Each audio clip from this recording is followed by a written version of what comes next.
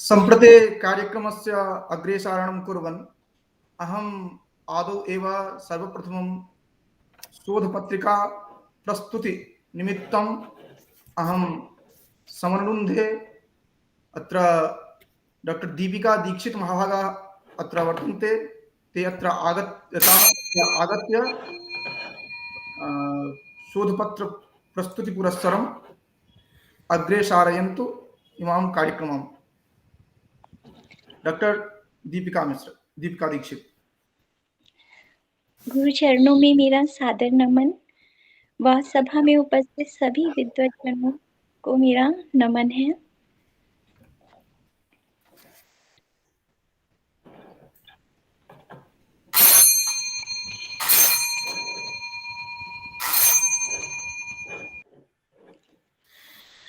मेरे पत्र वाचन का विषय राष्ट्र उत्कर्ष अवधारणा की संपुसत स्वभावगत नैतिक एवं मनोवैज्ञानिक पक्ष है।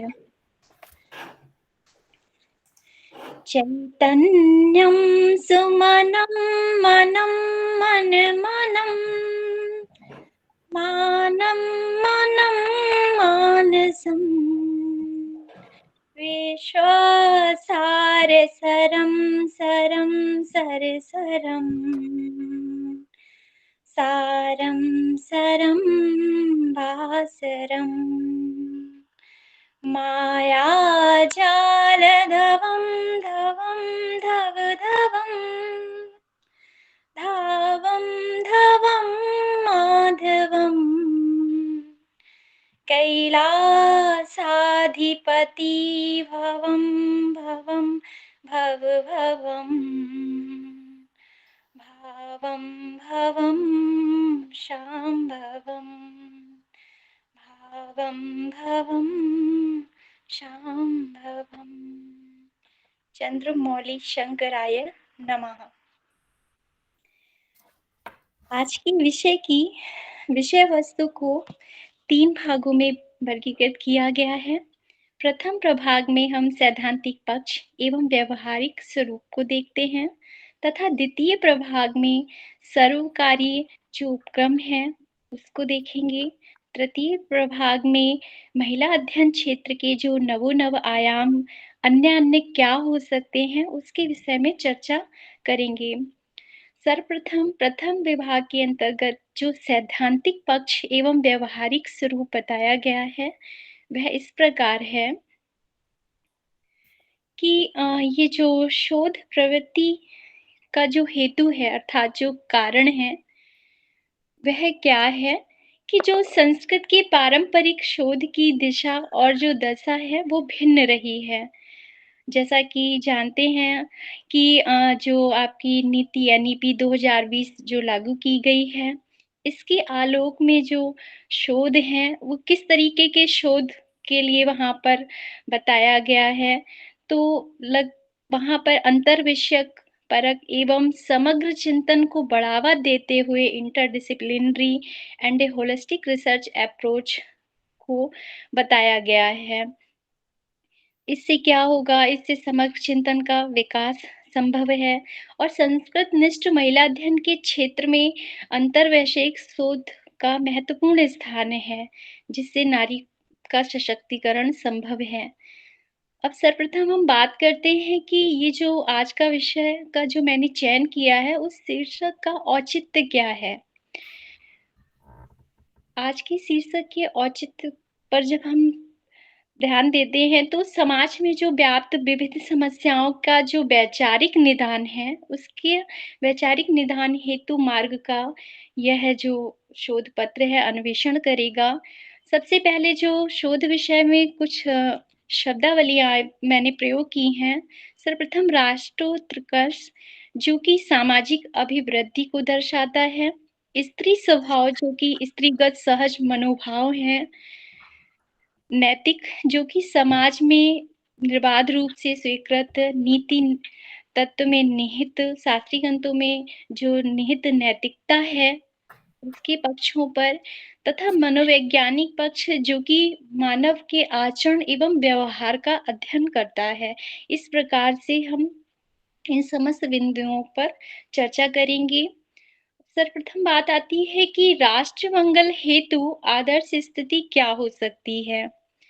तो यजुर्वेद में कहा गया है कि पुरंध्री योषः, पुरंधी अर्थात सौभाग्यशालिनी, योषा स्त्री, कि जो सौभाग्यशालिनी, गुणशालिनी स्त्री है, वह अपने चरित्र की नैतिक दृष्टि से क्या हो उज्जवल होनी चाहिए। तभी क्या होगा कि जो हमारी आगामी संतति है तथा जो समाज है, वो अपने समाज में एक आदर्श उचित आदर्श स्थापित कर पाएगी। और यहाँ पर एक पद है, सभ्य युवा, तथा युवा सभ्य बने, सभा में बैठने योग्य बने, अपनी संतति को भी अपने संस्कारों को वो दे पाएगी, उनमें बीजारोपण कर पाएगी। तत्पश्चात मनोविज्ञान क्या है, इसकी व्युत्पत्ति कैसे हुई तथा इसकी विविध परिभाषाएँ क्या हैं?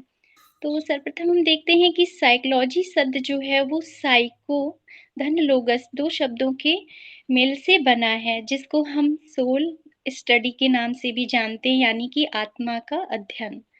वुडवर्थ महोदय, जो कि बहुत बड़े मनोवैज्ञानिक हैं, वे कहते हैं कि सबसे पहले जो मनोविज्ञान विषय है, उसने अपनी आत्मा का त्याग किया। आत्मा का त्याग से आशय यहाँ पर है कि विविध जो मनोवैज्ञानिक हैं, उन्होंने मनोविज्ञान को विविध रूपों में वर्गीकृत किया है कि नहीं-नहीं, आत्मा को कहा मनोविज्ञान है। कोई कहते हैं कि मस्तिष्क मनोविज्ञान है, उसका अध्ययन मनोविज्ञान है। चेतना का जब हम अध्ययन करते हैं, वो मनोविज्ञान है। तो इसी प्रक्रिया को बताते हुए वुडवर्थ महोदय बताते हैं कि सबसे पहले जो मनोविज्ञान है, वो आत्मा का त्याग करता है। तत्पश्चात जो मस्तिष्क का अध्ययन हम जब कहते हैं, उस शब्द को भी वो त्यागता है, और उसके अनंतर मनोविज्ञान चेतना का विज्ञान है। और अंततः वुडवर्थ महोदय जो मानव का आचरण है, वही और व्यवहार है, वही मनोविज्ञान के रूप में स्वीकार करते हैं। मैक्डूगल महोदय भी आचरण और मानव व्यवहार का जो यथार्थ ज्ञान है, उसको मनोविज्ञान कहते हैं। इसके अतिरिक्त अन्य-अन्य बहुत सारे मनोवैज्ञानिक ऐसे हुए हैं, जिन्होंने अपनी विविध परिभाषाएँ, विविध शब्दावलियों में विभाजित की हैं।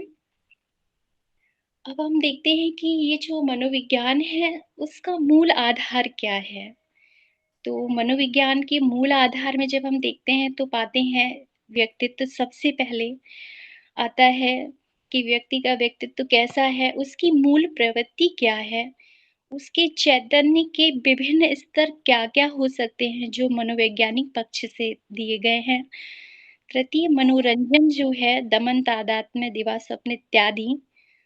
और 5वाँ मानसिक विषमता, जो कुंठा, द्वंद, भावना इत्यादि मनोविकार जो हमें प्रायः देखने को मिलते हैं। तत्पश्चात स्त्री स्वभाव के जो नियामक एवं साहित्य में उनके जो उदाहरण दिए गए हैं, वे क्या-क्या हैं? तो पहले हम बात करते हैं कि मनोवैज्ञानिक मूल प्रवृत्ति क्या है?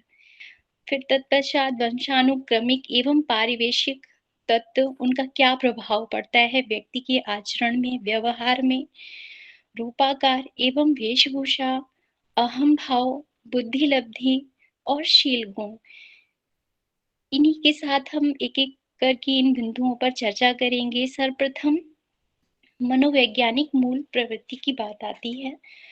तो मैक्डूगल, जो कि बहुत बड़े मनोवैज्ञानिक हैं, उनका कथन है कि जो मूल प्रवृत्तियाँ हैं, वो मानव आचरण का मूल होती हैं। मानव के समस्त आचरण मूल प्रवृत्त्यात्मक ही होते हैं, और व्यापक दृष्टि से जब मानव के समस्त कार्य उसकी मूल प्रवृत्तियों एवं स्थायी भावों के द्वारा ही कहीं न कहीं प्रेरित होते हैं। इस संदर्भ में वाल्मीकि रामायण का मैंने एक प्रसंग लिया है, जो कि राम और सीता के वनगमन के समय का है। सीता किस प्रकार से अपने पति के प्रति सहज प्रेम भाव को विकसित करती हैं, अपने पति की रक्षा और निर्वहन के लिए अपने समस्त राजसी सुखों को न्यौछावर कर देती हैं, यश और अपयश की भी चिंता नहीं करतीं, और राम के पीछे-पीछे वनगमन के लिए उद्यत हो जाती हैं। यदि हम वर्तमान समय में इसकी प्रासंगिकता देखते हैं, तो वास्तव में ये दाम्पत्य जीवन का मूलाधार है। क्योंकि जब हम अर्धांगिनी कहते हैं, तो सुख और दुःख दोनों ही पक्षों पर वे उनका अनुकरण करें, तभी हमारे समाज में जो ये आज विषमता है, मानसिक विषमता है, वो दूर हो पाएगी। तो इस माध्यम से फिर हम द्वितीय बिंदु की ओर चलते हैं कि वंशानुक्रमिक एवं पारिवेशिक तत्व। किसी भी व्यक्ति के आचरण में वंशानुगत कुछ गुण हैं, कुछ गुण हमें जो हमारे आस-पास का वातावरण है, समाज है, उससे भी व्यक्ति ग्रहण करता है। यहाँ पर अभिज्ञान शाकुंतलम का एक उदाहरण मैंने दिया है, जिसमें जो रूपवती शकुंतला हैं, उनको जो स्वरूप प्राप्त होता है, वो वंशानुक्रम से अपनी माता मेनका से ही प्राप्त होता है। उनकी जो मधुर स्वभाव है, रसिकता है, मुग्धत्व है, दिव्य रूपत्व इत्यादि है। इसके पश्चात जब हम शकुंतला में एक धैर्य की जो भावना देखते हैं, वो अपने पिता विश्वामित्र से उनको प्राप्त हुई है वंशानुक्रम में। अभिज्ञान शाकुंतलम में एक जगह उद्धृत है कि मदन संतप्तापि न खल्वात्मनः प्रभवामि। तो जब शकुंतला अपने विषय में परतंत्र होते हुए भी अपने आप को कहीं न कहीं अपने पिता के अधीन ही मानती हैं और इसके पीछे बहुत बड़ा एक संदेश छिपा हुआ है, जो कि हम सभी को समझने की आवश्यकता है। आज के युग में, वर्तमान युग में नारी को समझने की इसकी आवश्यकता है और यही गृहस्थ जीवन का आधार है। इसके बाद जब हम पारिवेशिक की बात करते हैं, तो शकुंतला क्या चरित्र में जो साधुत्व है, व्यावहारिक ज्ञान है, जो सरलता है, जो सहजता है, वो उन्हें नैसर्गिक उस वातावरण से प्राप्त होती है। अभिज्ञान शाकुंतलम में जैसा कि पातुं न प्रथमं विवस्यति जलम, शुश्रूषुर्गुरून् कुरु इत्यादि श्लोकों में विभिन्न स्थानों पर कालिदास ने वहाँ पर वर्णन किया है। रूपाकार तृतीय जब हम बात करते हैं रूपाकार एवं वेशभूषा की, तो स्वरूप इत्यादि के बारे में एक जैसी कि अवधारणा बनी हुई है, वह अवधारणा पूर्णतः सत्य नहीं है। मालविका के ये मालविकाग्निमित्रम से लिया गया श्लोक है, जिसमें कि राजा अग्निमित्र राजा अग्निमित्र मालविका को पहले चित्र रूप में देखते हैं। चित्रफलक में जब देखते हैं तत्पश्चात जब इस सम्मुख उसको पाते हैं, प्रत्यक्ष रूप में उनको देखते हैं, तो कहीं न कहीं मन में वे सोचते हैं कि जैसा उन्होंने चित्र में देखा था और जब वो प्रत्यक्ष रूप में मालविका को देख रहे हैं, तो शायद जो चित्रकार है, उसने उसकी सुंदरता को उस फलक पर नहीं उतार पाया है। वे कहीं न कहीं उतारने में उसकी सुंदरता को असमर्थ है। तो स्त्री के जो व्यक्तित्व है उसकी परिचायक जो है वेशभूषा मात्र ही नहीं है। यदि हम वर्तमान समय की बात करें कि हम केवल हमारे मन में यही धारणा रहती है कि हम अच्छे वस्त्र पहन लें, हमारे बाह्यकरण का जो सौंदर्य है हम उसी पर ध्यान नहीं देना चाहिए, बल्कि जो हमारे आंतरिक गुण हैं, उन पर हमें ध्यान देना चाहिए, जिससे हमारा समाज, हमारा परिवार लाभान्वित होगा, हमारी संतति आगे बढ़ेगी। उसके बाद आता है अहम भाव। यहाँ पर जब अहम भाव की बात करते हैं, तो ये जो अहम भाव है, मनोवैज्ञानिक फ्रायड जो हैं, उन्होंने व्यक्तित्व संरचना की दृष्टि से 3 बिंदु बताए हैं, इदम, अहम और परमअहम। हम वस्तुतः जो यहाँ पर ईगो देख रहे हैं, वो ईगो अहम नहीं है। जो उनके 3 बिंदुओं में जो इदम आता है, तो फ्रायड कहते हैं कि जो जन्म के साथ हमारा उत्पन्न होता है, वो इदम भाव है, जो कि आनंद का सिद्धांत है, इच्छा की जननी है। तत्पश्चात जो द्वितीय है अहम, वह क्या करता है, हमारे व्यवहार पर नियंत्रण करता है, इच्छा और जो वास्तविकता है, उस पर संतुलन बनाए रखता है और द्वितीय जो अहम कहते हैं, उसे वास्तविकता का सिद्धांत भी कहा जाता है। तत्पश्चात जो यहाँ पर अहम की बात है, परम अहम, सुपर ईगो सॉरी, वह शक्ति जो व्यक्ति को सामाजिक बनाए रखती है और जब हमारे अंदर परम हम उत्पन्न हो जाता है तो पछतावे की भावना, आत्मा की आवाज़ जिसे हम कहते हैं कि हमारी आत्मा गवाही नहीं देती, हमारा मन गवाही नहीं देता, इत्यादि शब्दों से जो हम व्यवहार में प्रयोग करते हैं, तो इसको आदर्शवादी और नैतिकता का सिद्धांत भी बताया गया है। पार्वती के कुमार संभव में पार्वती का ये बहुत ही सर प्लीज़ स्लाइड पहले वाली कर दीजिए। जी, धन्यवाद। तो पार्वती अपने रूप और सौंदर्य के साथ में शिव जी को रिझाना चाहती हैं, उन्हें पाना चाहती हैं पति रूप में।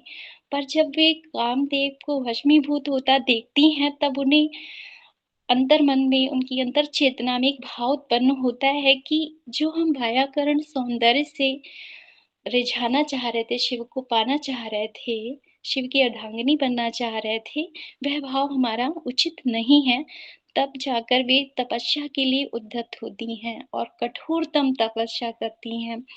तो कहीं न कहीं स्त्री का जो व्यक्तित्व है, उसमें स्वाभिमान का भी स्थान होना चाहिए। वर्तमान समय में प्रायः जो स्वाभिमान तो नहीं, हम इसको अभिमान ना ले लें कहीं न कहीं, और प्रायः यही देखा जा रहा है। तो हमें क्या करना है, हमें अपने अभिमान को हटाकर अपने स्वाभिमान को जागृत करने की आवश्यकता है।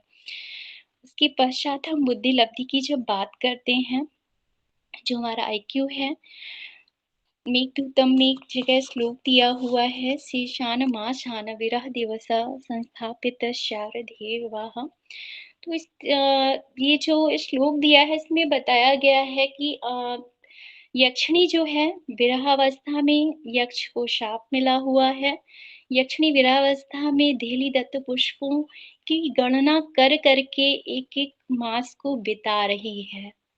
तो स्त्री के व्यक्तित्व का ये भी आधार है कि किस समय में हमें किस प्रकार की स्थिति में, परिस्थितियों में हमें किस प्रकार का आचरण करना चाहिए, तत्क्षण हमें क्या निर्णय लेना चाहिए, वह निर्णय हमारे लिए कितना उपयोगी रहेगा, इस पर भी हमें विचार करना चाहिए। नेक्स्ट शील गुण। इसमें है कि औशी का जो पुरुरवा के प्रति समर्पण है, ये विक्रमोर्वशीयम से उद्धत तृतीय अंक से उद्धत श्लोक है कि औशी जो कहती है कि अपने पति प्रेम के लिए, अपने शीलत्व गुण के लिए, अपने सहज भाव के लिए वो अपने पति पर समर्पित हो जाती हैं। और ये समर्पण भी कैसा है कि वो अपने पति की अर्धांगिनी होते हुए भी अपने पति की इच्छा के लिए उर्वशी को सहर्ष प्रदान कर देती हैं। जब हम बात करते हैं कि वर्तमान समय में कि स्त्री के अधिकार एवं कर्तव्य के द्वंद्व को समझना होगा हमें, कि ये जो द्वंद्व चलता रहता है कि हम ये करें या ये नहीं करें, इस समय हमें क्या करना चाहिए। कहीं न कहीं इस द्वंद्व के बीच में, इस ऊहा-पोह की स्थिति से निकल कर हमें एक उचित निर्णय लेना पड़ेगा और हमारा जो कर्तव्य है, क्योंकि स्त्री के अधिकार से पहले सदैव हमें अपने कर्तव्य का बोध होना चाहिए और कर्तव्य की राह पर ही हमें आगे चलना चाहिए। इसके पश्चात प्रभाग 2 आता है, जिसमें सर्वकारी उपक्रमों का वर्णन किया गया है। यहाँ पर जो सैद्धांतिक प्रभाग के अनंतर सरकार के द्वारा जो भी लागू की गई हैं योजनाएँ, नियम बनाए गए हैं, कानून हैं, उनके बारे में वर्णन किया गया है, क्योंकि हम कोई भी कार्य नियमबद्ध रहकर, अनुशासित शासित होकर ही कर सकते हैं। तो सर्वप्रथम हम देखते हैं कि जो इस नियमावली में आता है, जो इन योजनाओं में सर्वप्रथम है, अस्तित्व संरक्षण एवं अध्यवसाय। इसके अंतर्गत गर्भवती महिलाओं की देखभाल है और उनको कल्याण के लिए सरकार की तरफ से बढ़ावा दिया जा रहा है, जिसके लिए अधिनियम 2017 में मातृत्व लाभ जो है उसका संशोधन किया गया है। बेटी बचाओ और बेटी पढ़ाओ, यह भी अस्तित्व संरक्षण और अध्यवसाय के लिए यहाँ पर जो है परियोजना लागू की गई है। फिर हम देखते हैं कि आर्थिक संवर्धन एवं स्वावलंबन। आर्थिक संवर्धन और स्वावलंबन के लिए नारी शक्ति के लिए, उनके कौशलता के विकास के लिए, पूँजी की पूर्ति के लिए भी विभिन्न योजनाएँ जो हैं, मुद्रा योजना इत्यादि जो हैं सरकार की तरफ से क्रियान्वित हैं। फिर है लाभ के पैकेज के ज़रिए जो आशा वर्कर्स हैं, उनका सशक्तिकरण किया जा रहा है। पहले जो आशा वर्कर्स को धनराशि प्राप्त होती थी, उसको में कुछ बढ़ोतरी की गई है। आंगनबाड़ी कार्यकर्ताओं के मानदेय में भी अभूतपूर्व वृद्धि, जैसा कि हम देख रहे हैं कि 3,000 पहले मानदेय था, उसको बढ़ाकर 4500 मानदेय किया गया है। अब आती है बात की सामाजिक सशक्तिकरण, तो महिलाओं के सामाजिक सशक्तिकरण को भी बढ़ावा दिया गया है। श और इसमें ट्रिपल तलाक है, मुस्लिम महिलाएँ जो हैं वो हज पर भी जा सकती हैं बिना अभिभावक के बिना, और प्रधानमंत्री आवास योजना, एकल माँ पासपोर्ट नियम इत्यादि अनेकानेक योजनाएँ हैं। दैहिक एवं सामाजिक सुरक्षा के लिए भी सरकार की तरफ से जो योजनाएँ मतलब क्रियान्वित हैं, तो हिंसा से क्या है, महिलाओं की सुरक्षा के लिए वही बनाया गया है, बलात्कारियों से उनकी सुरक्षा के लिए क्या नियम है, 12 साल से कम उम्र की जो बालिका है, अगर उनके साथ बलात्कार करता है कोई, तो उसको मौत की सज़ा का प्रावधान किया गया है। वहीं हम देखते हैं कि 16 साल से कम उम्र की लड़की के बलात्कार के लिए दोषी की न्यूनतम सज़ा 10 साल से बढ़ाकर अब 20 साल की गई है। सामाजिक सहभागिता की बात करें, तो विभिन्न वर्गों के कल्याण हेतु सरकार के द्वारा अनेक अभूतपूर्व योजनाएँ, दिव्यांग के लिए जो सामाजिक न्याय, सामाजिक जो समानता है, उसको दिलाने के लिए विभिन्न योजनाएँ कार्यान्वित की जा रही हैं। स्वास्थ्य संरक्षण की दृष्टि से हम यदि देखते हैं और सामाजिक अस्मिता की जब बात करते हैं, तो प्रधानमंत्री के द्वारा जो आयोजित उज्ज्वल योजना है, एलपीजी कनेक्शन जिसको आप सभी जानते हैं, माँ और शिशु का बेहतर स्वास्थ्य हो उसके लिए पुष्टाहार, विभिन्न स्वास्थ्य वर्धक, वहाँ पर जो औषधियाँ हैं उनका अ, तत्पश्चात जो अभी 1-2 दिन पहले ही जो एक संशोधन हुआ है कि विवाह की उम्र 18 वर्ष से 21 वर्ष की गई है। तो 18 से 21 वर्ष जी सर, पहले ही 18 से 21 वर्ष की गई है। तो यदि हम मनोवैज्ञानिक पक्ष से इसको देखें और ये शारीरिक उनकी संरचना, उनके मानसिक विकास के लिए भी ज़रूरी है। यदि मनोवैज्ञानिक पक्ष से हम देखते हैं, तो वहाँ पर कहा गया है, किलपैट्रिक ने कहा है कि जो युवा अवस्था है, टीन एज जिसे हम कहते हैं, 13 टू 19, तो 13 से जो 19 वर्ष की अवस्था है, वो संघर्ष एवं तूफ़ानों का काल है। उसमें विभिन्न आवेग, आवेश, मनोविकार, मन का उतार-चढ़ाव इत्यादि अनेक भावनाएँ उद अ, उत्पन्न होती हैं, जिससे क्या होता है कि हम कोई एक निर्णय नहीं ले पाते, और विवाह जैसा कि एक संस्कार ही नहीं है, एक धर्म भी है, एक कर्तव्य पथ है, उसके लिए शारीरिक और मानसिक दोनों ही रूप से स्त्री का सबल होना बहुत ही आवश्यक है। नेक्स्ट पीएचडी में अभी वर्तमान में ही पीएचडी में मातृत्व अवकाश को 2 वर्ष के लिए कर दिया गया है।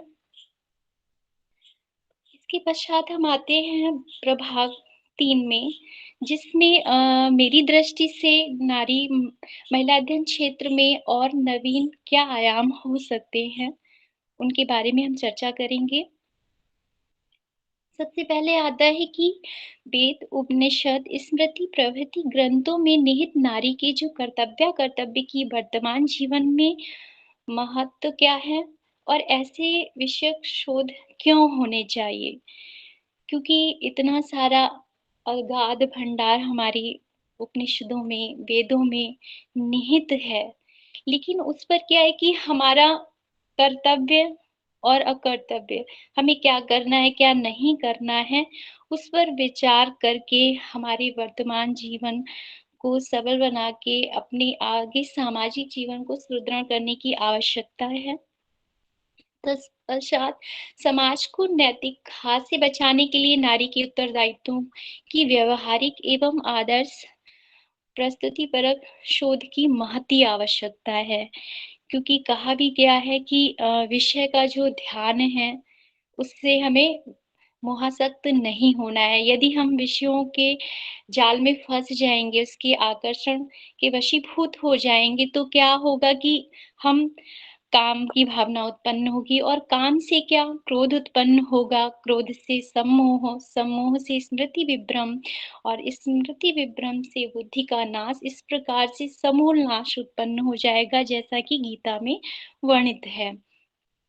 तृतीय हम बिंदु देखते हैं कि विविध कलाओं के क्षेत्र में स्त्री के योगदान संदर्भित जो डाटाबेस निर्माण एवं उनका मूल्यांकन एवं समसामयिक समय में उनकी क्या प्रासंगिकता है, क्योंकि हमें लगता है कि जो विविध कला के क्षेत्र में हम यदि दृष्टिपात करते हैं तो हमें उतना डाटा भी नहीं उपलब्ध होता है।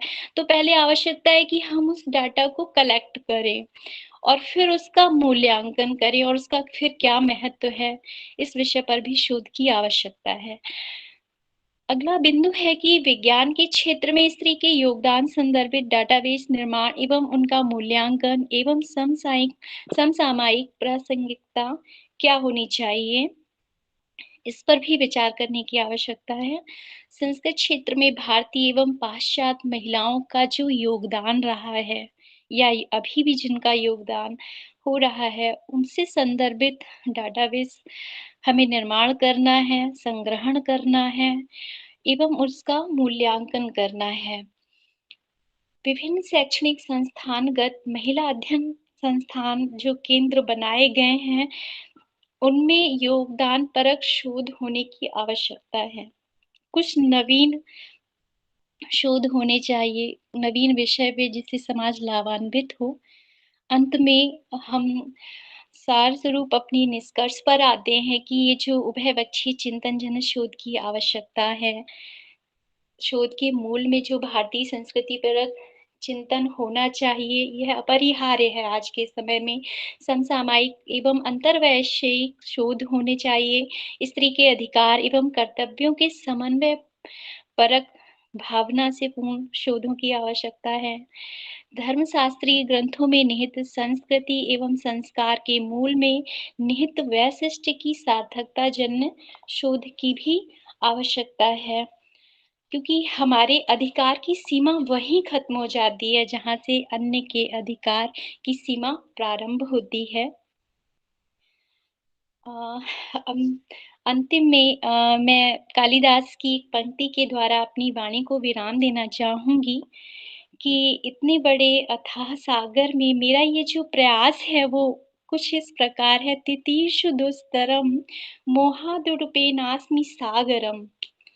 तो मैंने ये बहुत लघु प्रयास अल्प समय में किया है। यदि कोई भी त्रुटि रह गई हो या मुझसे भूलवश हो गई हो तो मैं गुरुचरणों में या गुरुजनों से प्रार्थना करती हूँ, क्षमा प्रार्थना करती हूँ। वे मुझे क्षमा करें और मेरी त्रुटियों से मुझे अवगत अवश्य कराएँ। धन्यवाद। धन्यवादाः। भवती सम्यक् रूपेण प्रस्तुतेः एकैकशः बिन्दुक्रमेण अत्र उपस्थापनं भवत्या कृतं वर्तते खलु।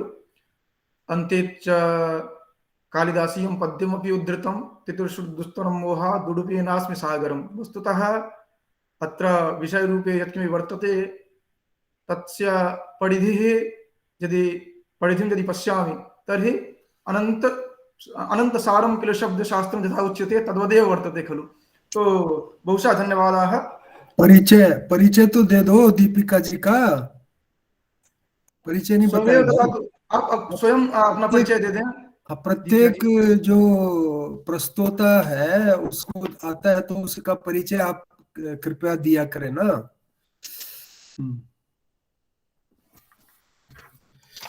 स्वयं अपना परिचय दें, डॉक्टर दीपिका दीक्षित।